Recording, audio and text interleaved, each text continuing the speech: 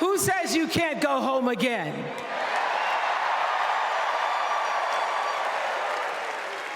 After watching the Obamas last night, that was some epic fire, wasn't it? Some epic fire.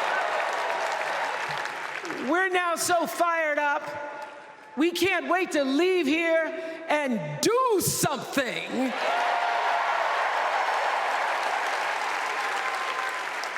And what we're going to do is elect Kamala Harris as the next president of the United States.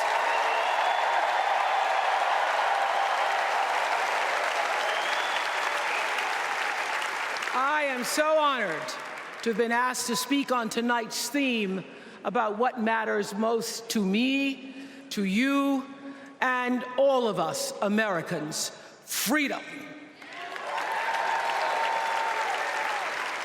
There are people who want you to see our country as a nation of us against them, people who want to scare you, who want to rule you, people who'd have you believe that books are dangerous and assault rifles are safe, that there's a right way to worship and a wrong way to love, people who seek first to divide and then to conquer.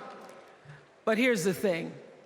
When we stand together, it is impossible to conquer us.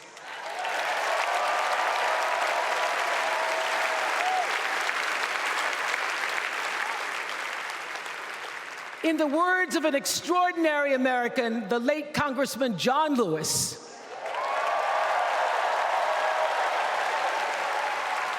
he said, no matter what ship our ancestors arrived on, we are all in the same boat now.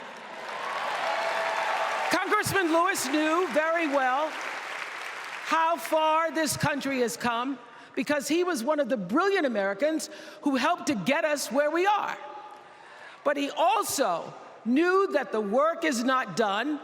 The work will never be done because freedom isn't free. America is an ongoing project. It requires commitment. It requires being open to the hard work and the heart work of democracy. And every now and then, it requires standing up to life's bullies.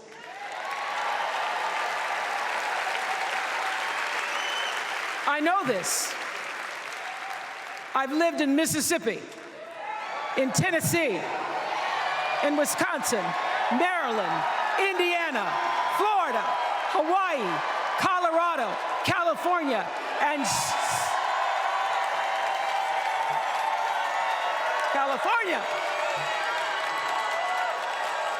sweet home Chicago, Illinois.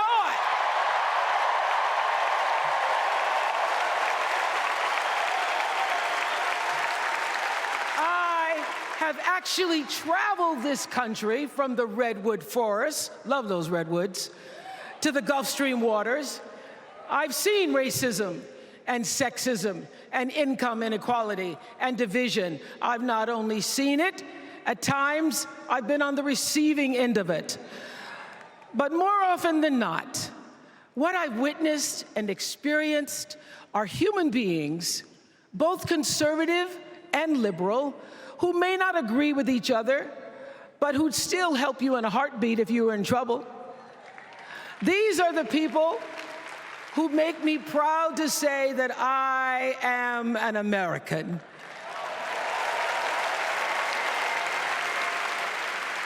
They are the best of America. And despite what some would have you think, we are not so different from our neighbors. When a house is on fire, we don't ask about the homeowner's race or religion. We don't wonder who their partner is or how they voted. No. We just try to do the best we can to save them. And if the place happens to belong to a childless cat lady,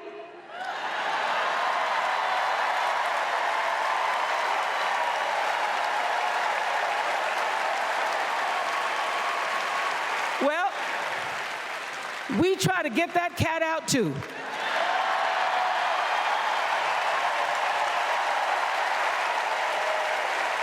because we are a country of people who work hard for the money. We wish our brothers and sisters well, and we pray for peace.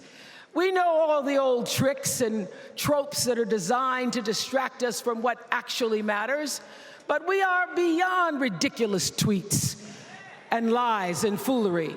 These are complicated times, people, and they require adult conversation.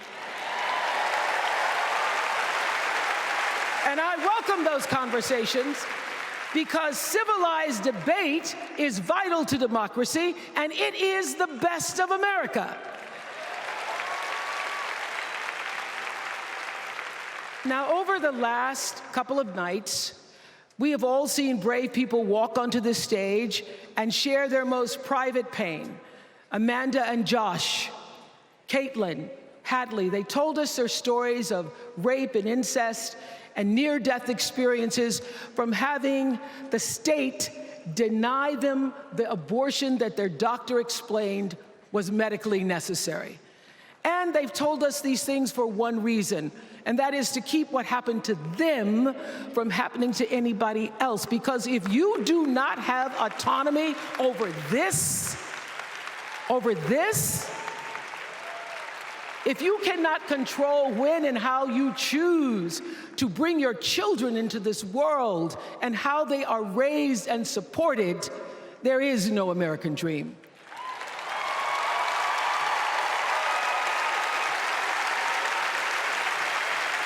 The women and men who are battling to keep us from going back to a time of desperation and shame and stone cold fear, they are the new freedom fighters. And make no mistake, they are the best of America.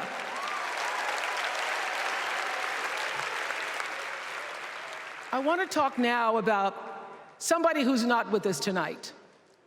Tessie Prevost Williams was born in New Orleans not long after the Supreme Court ruled that segregated public schools were unconstitutional. That was in 1954, same year I was born.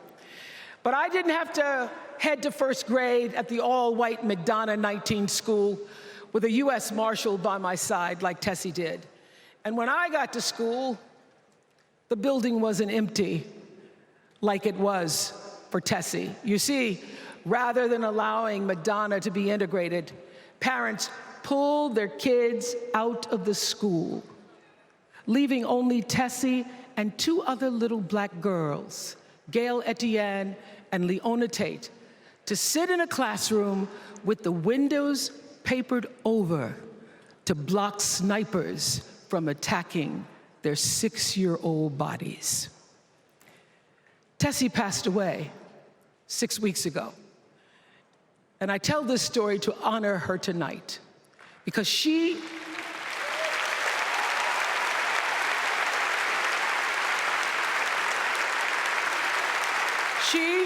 like Ruby Bridges and her friends, Leona and Gail, the New Orleans Four they were called. They broke barriers and they paid dearly for it. But it was the grace and guts and courage of women like Tessie Prevost Williams that paved the way for another young girl who 9 years later became part of the second class to integrate the public schools in Berkeley, California. And it seems to me that at school and at home, somebody did a beautiful job of showing this young girl how to challenge the people at the top and empower the people at the bottom. They showed her how to look at the world and see not just what is, but what can be. They instilled in her a passion for justice and freedom and the glorious fighting spirit necessary to pursue that passion. And soon, and very soon,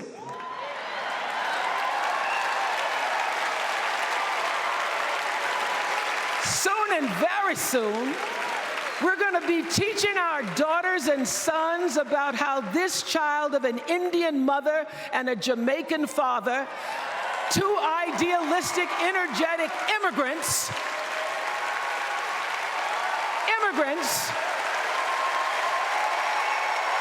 this child grew up to become the 47th President of the United States. That is the best of America.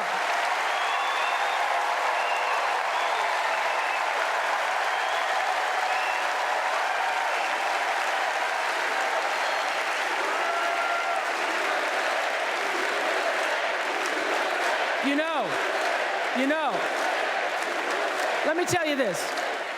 This election isn't about us and them. It's about you and me and what we want our futures to look like. There are choices to be made when we cast our ballot. Now, there's a certain candidate that says if we just go to the polls this one time, that we'll never have to do it again. Well, you know what? You're looking at a registered independent who's proud to vote again and again and again because I'm an American and that's what Americans do. Voting is the best of America.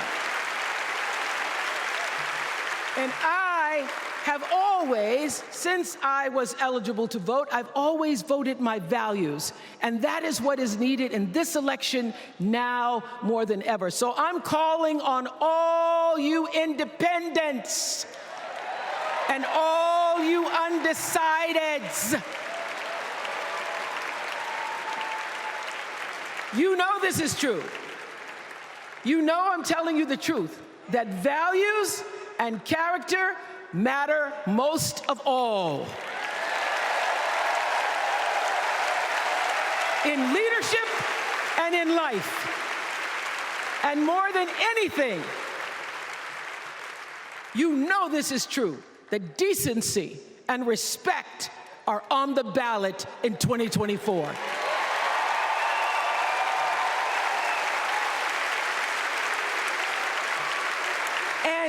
And just plain common sense. Common sense tells you that Kamala Harris and Tim Walz can give us decency and respect. They're the ones that give it to us. So, we are Americans. We are Americans. Let us choose loyalty to the Constitution over loyalty to any individual. Because that's the best of America. And let us choose optimism over cynicism, because that's the best of America. And let us choose inclusion over retribution. Let us choose common sense over nonsense.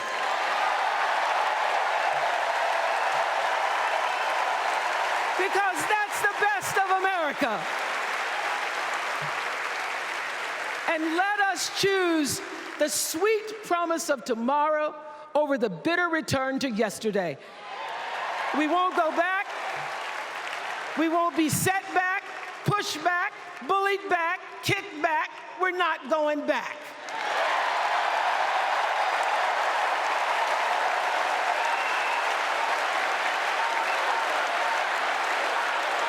Not going back. We're not going back. So, let us choose. Let us choose truth. Let us choose honor. And let us choose joy.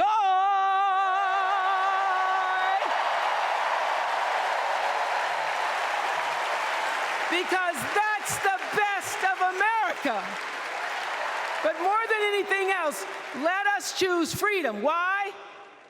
Because that's the best of America. We're all Americans, and together, let's all choose Kamala Harris.